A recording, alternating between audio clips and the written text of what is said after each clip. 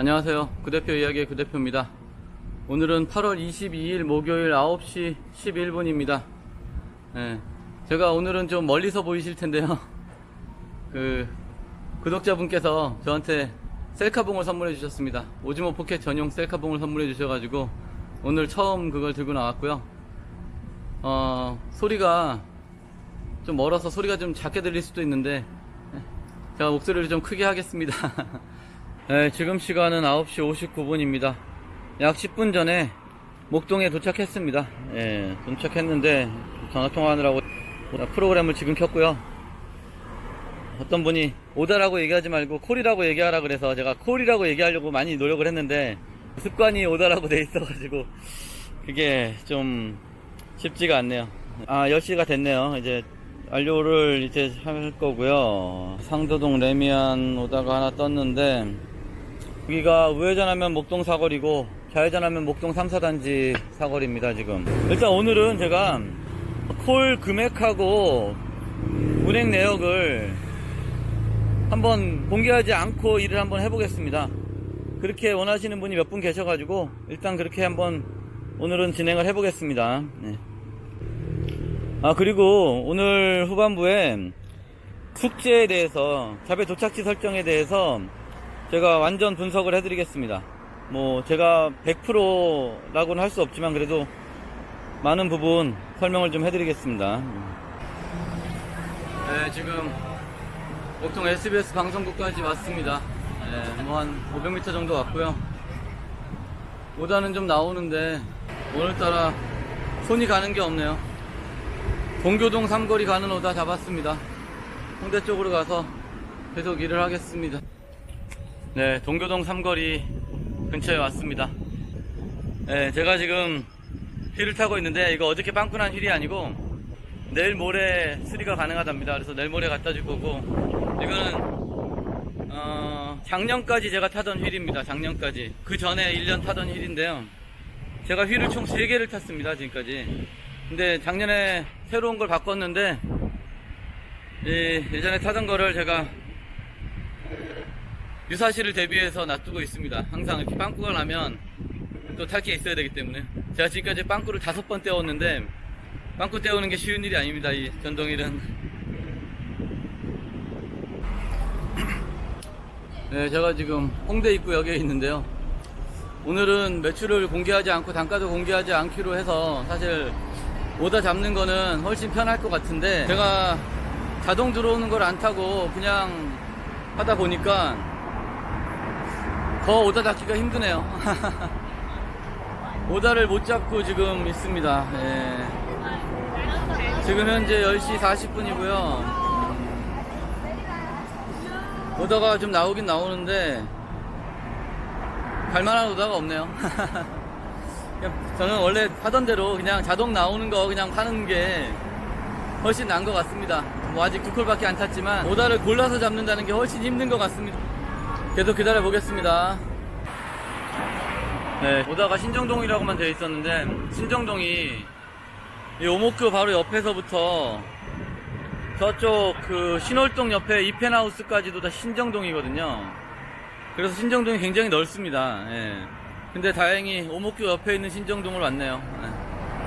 오목교 쪽으로 이동하고 있습니다. 지금. 지금 논현동에서 아는 분 만나가지고 밥 먹고 있습니다. 여기가 지난번에 먹었던 석쇠불고기 하는 집이거든요. 석쇠불고기가 생각보다 맛있습니다. 안녕하세요. 내가 시키지도 않았는데 인사부터 하네요. 우리 시청자나 구독자분한테 하고 싶은 얘기 없나요? 지난번에 여기 부대표님이 한번 말씀하신 것 같은데 맛있어요. 숙세불고기 논현동 오시면 꼭 한번 드셔보세요. 여기 봉가마 순댓국입니다. 봉가마 순댓국. 우연찮게 오늘도 대표님 만나가지고 이렇게 오늘의 일을 썰을 풀면서 맛있게 식사를 하고 있습니다. 이렇게 쌈이 나오거든요. 이게 석쇠불고기.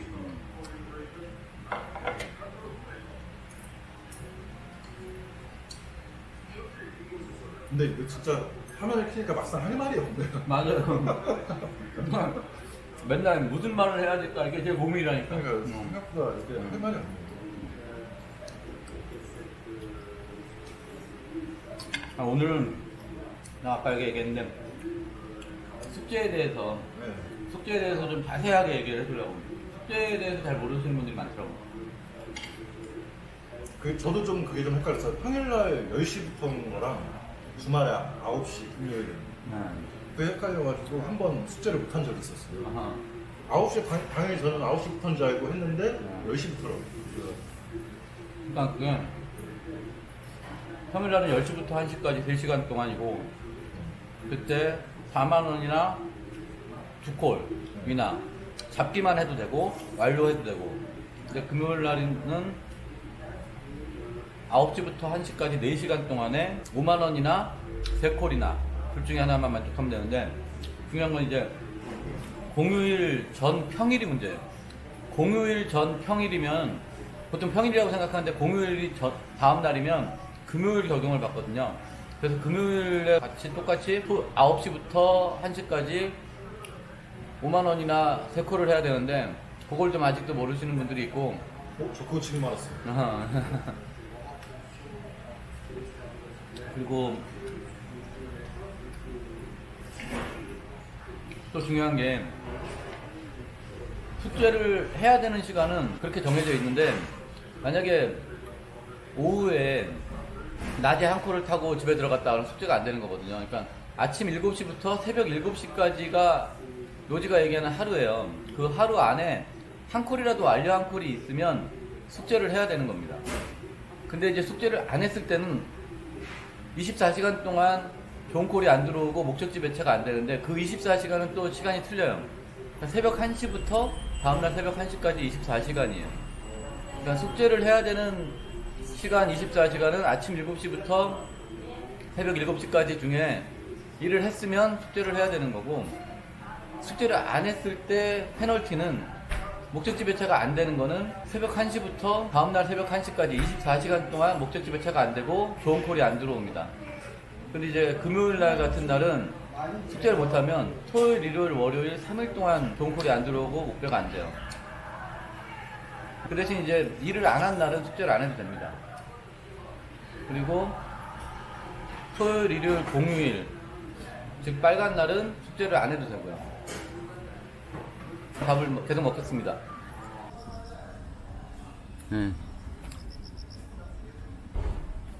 세워놓고 지금 찍고 있는데 아까도 식당에서도 그렇고요. 이렇게 왔다 갔다 하면 저를 따라옵니다. 카메라가. 참 신기한 세상이죠. 숙제를 안 하면 목적지 배차를 못하고 좋은 오다 주는데 숙제를 했을 때는 목적지 배차를 할 수 있잖아요. 그럼 목적지 배차를 할 수 있는 시간도 24시간입니다. 새벽 1시부터 그 다음날 새벽 1시까지 24시간인데 그 목적지 배차를 하는 게 장점도 있지만 단점도 있어요. 프로그램을 2개 쓰신다고 가정했을 때 뭐 하나는 목적지 배차를 해놓고 하나는 안 해놓고 이렇게 쓰시는 분들도 있고 그렇게 쓰는 것까지는 그나마 괜찮아요. 목적지 배차를 하면 그 목적지 배차를 설정한 지역으로 가는 오다는 나로부터 5km 반경 이내에 있는 오다가 있으면 나한테 줍니다. 우선 배차를 해주는데 그 외의 오다는 거의 주질 않거든요. 내가 보통 그거는 집에 가려고 한다는 의사표현을 하는 거기 때문에 목적지 배차는 그 외의 오다를 많이 안 주기 때문에 프로그램을 하나 쓰시는 분들은 목적지 배차를 하는 걸 저는 추천하지는 않아요. 일을 계속 하실 거면. 근데 이제 집에 가시려고 생각하신다면 목적지 배차를 하는 것도 방법은 방법입니다. 목적지 배차는 본인이 잘 판단하셔서 쓰셔야 되고요. 오늘 댓글 중에 어떤 분이 제 생각에 대해서 얘기를 좀 해도 좋겠다 이런 말씀을 하시더라고요. 제가 초창기에 제 생각에 대해서 좀 얘기를 하고 싶었다라고 얘기를 했었거든요. 근데 일을 하면서 사실 일적인 것만 얘기했지 제가 그 외의 것에 대해서는 얘기를 한 적이 없잖아요. 특히 뭐 정치라든지 종교라든지 시사라든지 이런 얘기는 제가 일부러 전혀 하지 않았습니다. 그리고 앞으로도 그런 얘기는 가능하면 안 할 건데요. 일단 이런 거예요. 제가 뭐 댓글에 몇몇 분이 저한테 욕을 하시는 분들도 계세요.